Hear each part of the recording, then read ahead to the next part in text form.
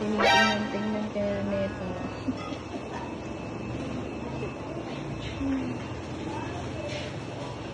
Hawak-hawak ka lang. Hindi mo na yan mabibili.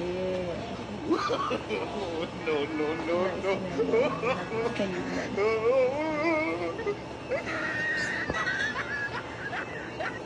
Ano yan? Anong balak mo? Ha? Ano? Hindi naman yan ang bibili yan eh. Tingnan mo lang. Tingnan mo lang. Namimiss mo na?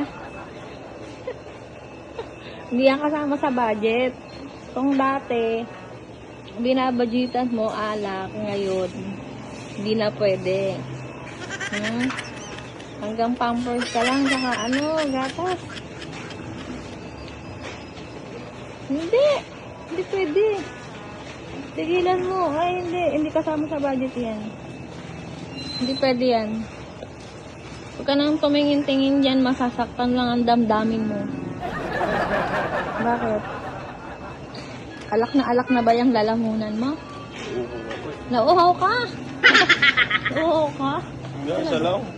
Walang noon eh. Nako, tigilan mo. Tingnan mo nga yan, magkano na yan. Ayan pa lang. Bus na budget. O, eto pa. Ayan pa, pagkain ng anak mo. Ang priority natin ngayon, yung kailangan sa ha? Sabon? O, bilisan mo, ayan, mga sabon, panlaba. Hindi ka na pwedeng bumili-bili ng mga ha? Mga alak-alak, ha? Salong naman. Kung gusto mo mag-inom, magpalibre ka sa mga kaibigan mo. Ayan, para walang gastos. O. Hindi yung wala ka na tayong budget dyan sa na yan. Bigas ko ako. Kumuha ka na ng mga sabon, ng mga kailangan natin. Hindi yung kung ano-ano pang tinitingnan mo. Sinasaktan mo lang yung damdamin mo.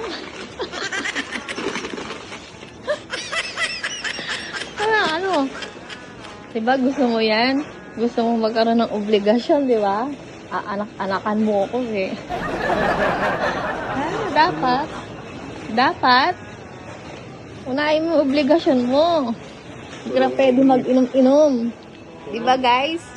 Hindi na pwede mag-inom-inom pagka may mga obligasyon na sa buhay, diba? Kailangan uunahin natin yung mga pangangailangan sa bahay, no? Ayan mga yan, mga yan. Hindi na yan kasama sa buhay mo. Ha?